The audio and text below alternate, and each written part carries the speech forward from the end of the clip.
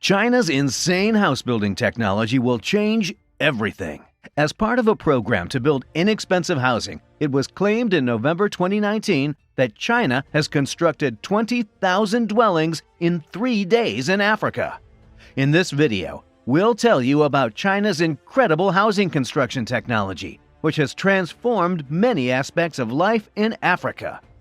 How in the world would you ever try to build a single house in just 3 days? It is not polite to respond with, "That's crazy," or "It's not possible." However, China has perfected a bizarre home construction method that enables the construction of 20,000 homes in just 3 days. Will this provide a solution to the struggling housing market? In order to honor the accomplishment of constructing 20,000 homes in Africa in just 3 days and enabling the homeless to move into new residences as soon as possible, tens of thousands of Chinese citizens gathered.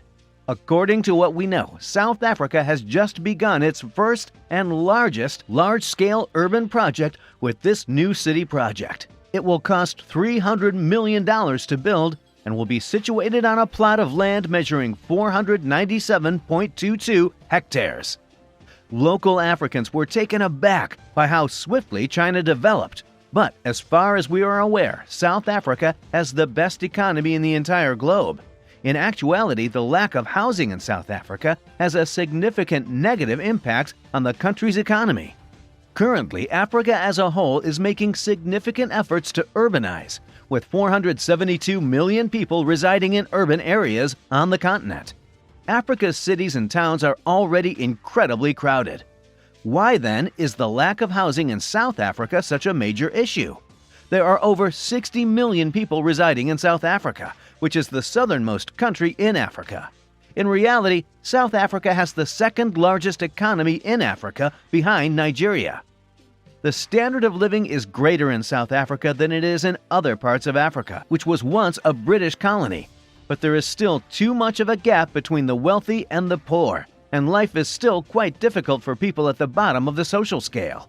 There are still a lot of individuals living without homes in South Africa because they cannot afford to rent expensive properties. Despite the fact that 3 million homes have been built there since 1994, 14% of the population in South Africa is still homeless and living on the streets, according to statistics. From other cities, about 100,000 individuals relocate to Johannesburg annually. There aren't enough homes for infrastructure employees to reside in. Not even in Gauteng, South Africa's richest region. The reason for this is that the continent has a large population and is rapidly urbanizing, both of which have contributed to a serious housing scarcity. From the beginning, South Africa has been making an effort. The concept of a 3D printed home was first proposed in the UK in 2013. And South Africa's plan to use it to provide people with a safe place to live garnered a great deal of attention internationally. Even though 3D printed homes will be created more quickly, the cost is too exorbitant for most South Africans, especially low-income families who cannot generally afford it. Therefore, it must be constructed using conventional tools first, followed by Velcro. Low-income families are unable to pay any rent because of the newly constructed homes. South Africa is now in the unfortunate situation of having to construct more houses at this time because they have made the decision to enlist China's assistance in constructing houses so that everyone can live there. The prefabricated building technique is being used for the first time by a Chinese business to construct inexpensive housing in South Africa. As part of this agreement, South Africa and China want to construct 20,000 dwellings altogether. The model home was constructed in China in just 3 days. Building is expedited and costs are reduced because of this construction. Everyone will want to know what is inside and what the model house contains once it has been constructed. As soon as they got to see this incredible piece of art, the locals in the vicinity were unable to contain their joy.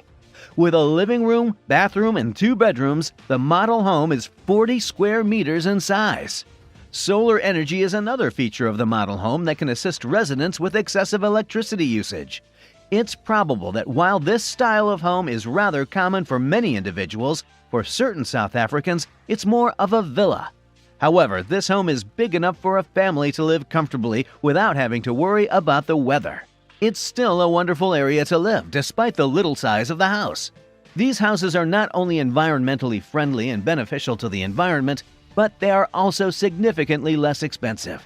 Due to the affordability and peaceful living conditions of China's homes, it is considerably more difficult to conceal shock when hearing about them. As a result of using prefabricated buildings for this project, China was able to perform a miracle in just 3 days. When viewing the model home, a lot of South Africans gushed about how much they adored it. The success of a prefabricated building depends on using a prefabricated concrete wall panel structure system. At the Green Building Technology Park, all of the components required for the construction process are produced. All that is left to do is move the parts to the location where they will be assembled in 3 days once everything is prepared.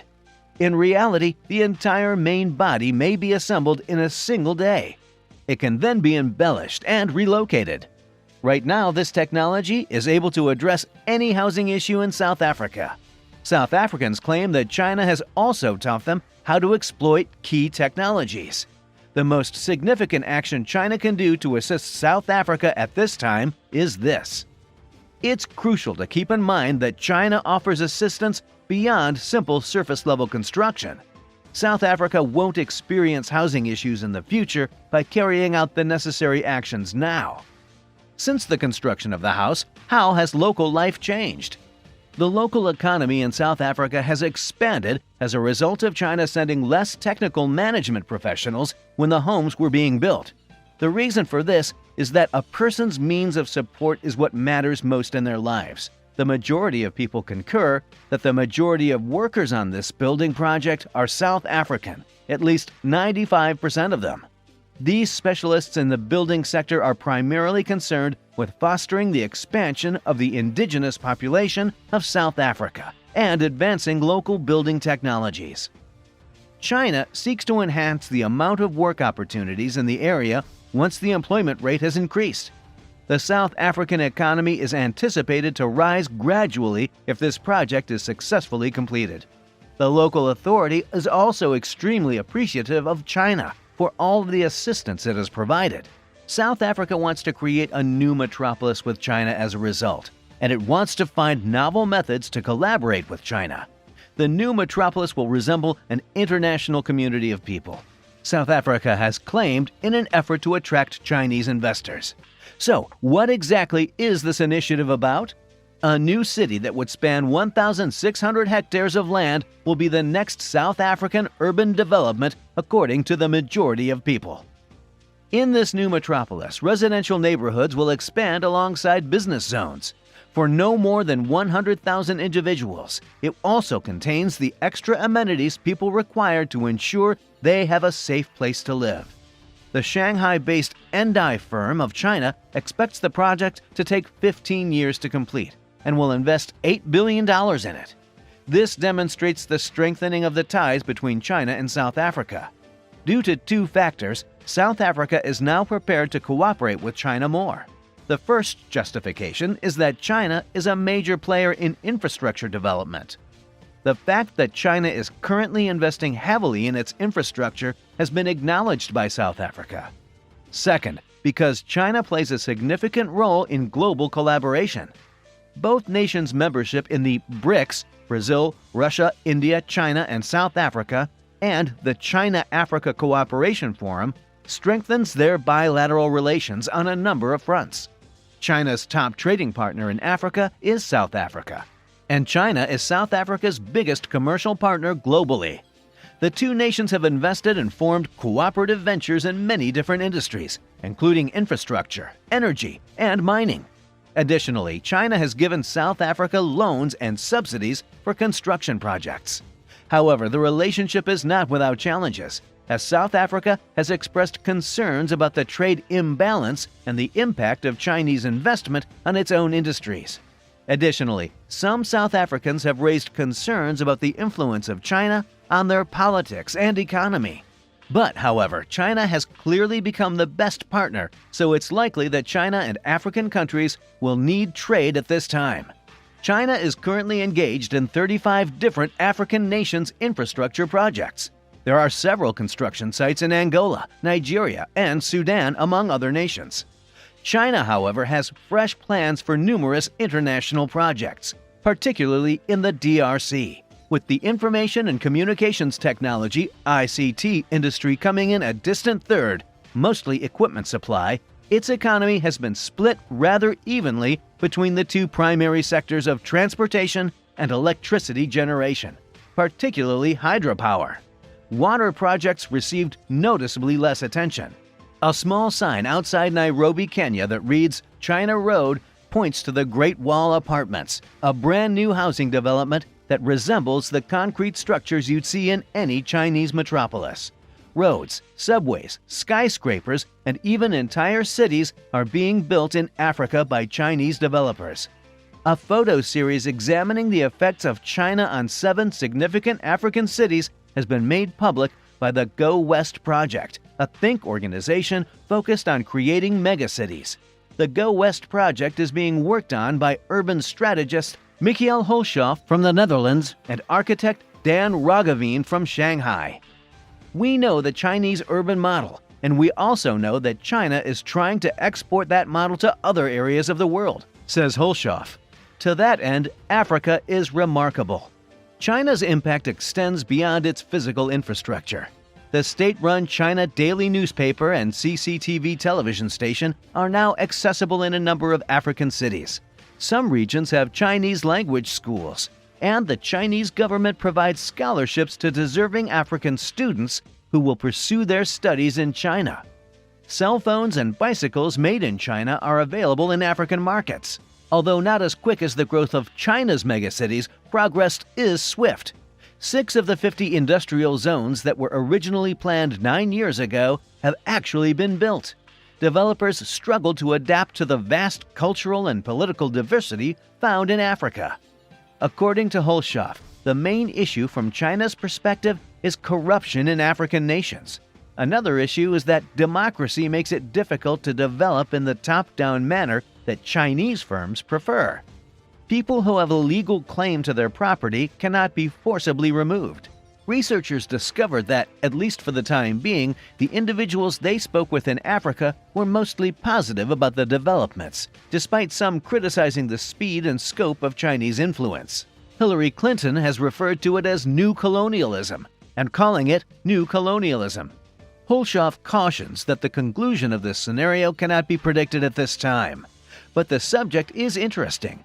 The number of Chinese participants, both public and private, has been rapidly increasing since the turn of the century across the whole continent of Africa and in a wide range of industries. By appealing to the expanding economic and political influence of the continent, China can use the diplomatic connections to sway Africa's vote on divisive UN issues like Taiwan and the South China Sea.